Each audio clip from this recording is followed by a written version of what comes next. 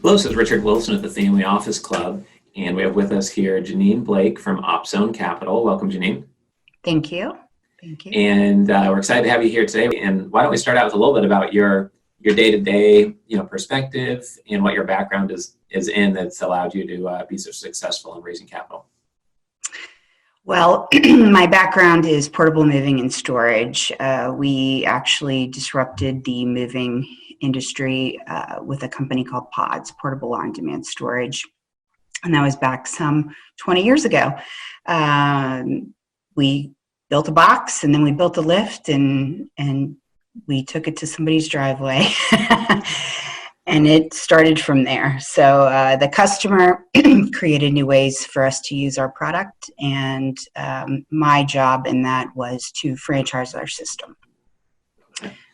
Great. So you spoke with hundreds of investors that would buy a master franchisee or a single location, and other investors maybe who were not a franchisee but maybe wanted to invest in such a fast-growing company.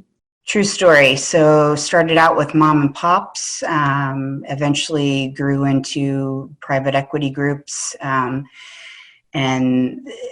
then those who couldn't necessarily afford to get in, they would invest perhaps at the PPM level with us to raise that capital and expand from a corporate standpoint. Sure. Okay. So if someone's listening to this and they're trying to raise their first $2 million, $5 million, $8 million, and they had all the experience that you had, what would be one or two insights that you could share that, you wish you knew when you were at that level that would have sped up the whole process? I would go for private equity money all day, every day. You can scale your business so much faster than the one-off.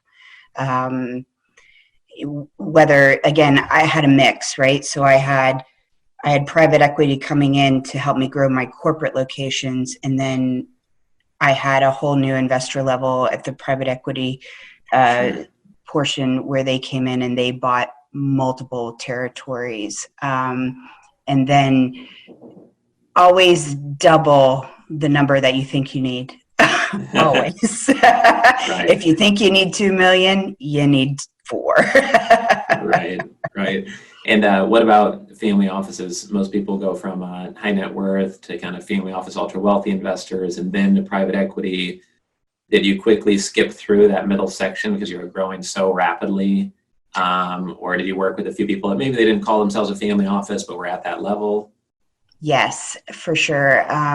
Interestingly enough, family offices were a huge component of what we did. And that's truly, when we started out, it was much like today is with the coronavirus going on, right? Sure. We had big slumps in the economic system, and people said, "Oh, this is never going to work." And interestingly enough, there's family offices who really gravitated toward us and really put us on the map. Yeah, that's good for people to hear right now, I think. A lot of people gather 50 or 100 little investors and then they go to the family offices. But I know one family office club member that has gotten to 250 million in assets with just 3 investors. That's abnormal, but they went straight to that market. When we invited you to speak at Capital Con, what were the 1 or 2 points that you wanted to make sure and get across in this interview that you think would be most powerful or counterintuitive, et cetera? Just keep your nose to the grind. Don't listen to what anybody else says. Stick with the program, and yes, I would gravitate toward the family office focus. Again, scalability and perseverance, because that's what's going to get you there. The small mom and pops, it's just not. It's not quick. It's not scalable. Right. And in your case, it was a very big industry where there's a lot of demand floating around, but you had a very innovative approach. I'm sure you got a lot of pushback, and there's some struggle probably at the very beginning, I guess, with trying to educate either the customer or the investors on this kind of innovative approach, because we see a lot of innovations within the Family Office Club, but sometimes they're in an innovative area like stem cells with an innovation. It's like a niche within a new niche that I think is different than the transportation or the moving industry where you have an innovative product, but people are in the space every day moving. And can you talk about how hard that was education-wise, or did you guys really get a lot of momentum from the beginning? Well, I'll say that our product was fairly intuitive to the customer, okay? And the customer taught us on, again, we didn't set out to go into it. I would say that was a 3M's Post-it note, okay? It happened, and we're very grateful. What I would preach here is adaptability. So with that innovation that you're talking about, listening to your clientele, figuring out that niche and pushing it forward. That education, yes, it's necessary, but it needs to be somewhat intuitive, and then your investor will in fact have that intuition and see the light in what you're trying to do, and be comfortable with that. Sure. I don't know that I answered that the way you'd like, but that makes sense. It's, it needs to be simple, right? Everything needs to be simple. Sure. We did an interview with a CEO founder of a real estate development firm that was a female just 2 days ago, and she did a great job. If there's any other females listening that maybe feel like, this is too much of a male space, the whole capital raising world and the investment world is so male oriented. Do you have any advice for kind of surviving that and like having either a thick enough skin, or do you just kind of ignore that? And like you said, don't listen to anybody, or, any insights on that? Yeah, I guess I go back to my childhood, right? My parents always told me you can do whatever you want to do. Just set your mind to it and you can accomplish whatever. It is predominantly male driven, but, just don't go in with an attitude. Be humble and be willing to learn. And again, just put your nose to the grind and do it. It's not rocket science. We're all capable, right? We're all human beings, right. And just make it happen. It's education. Education is number one. You educate. It's no different than a sale, right? Right. You educate the consumer on why they need something. And they either like it or they don't, and they have another option. And that's what I kind of pride myself on and what I did.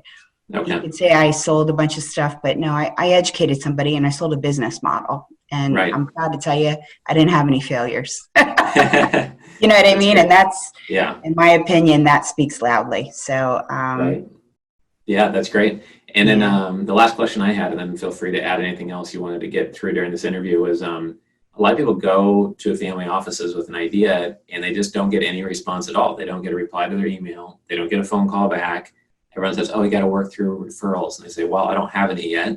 So they're trying to crack into this space, and there's just so much noise and so many emails being pitched at especially well-known family offices. What advice do you have for getting the initial attention, getting that first meeting, getting a phone call back? What did you learn was kind of one of your secrets, your kind of go-to patterns for opening a door? So strategically target your family office. They like a specific asset class most times, right? They might have a bailiwick of 5. And if you fit into that, perhaps you go to them and have your stuff buttoned up, have projects, and have them baked in and conservative and still showing a healthy return. I'll give you an example. If you like a fine handbag, right? Right. You like a specific kind and you're not really interested in another brand. Go and strategize, target that asset class for that specific family office. Otherwise, you're kind of throwing a casting net versus a shotgun approach. Right. Got it. Okay. Great. Yeah, appreciate you sharing that. And anything else you wanted to add in the interview here today, or any way that anyone can come get a hold of you if they have any questions or want to share notes or work together in some way? Oh, no, just thank you for having me, and certainly visit our website at opzone-capital.com. Great. Great. Well, thank you, Janine. Appreciate Thank it. you.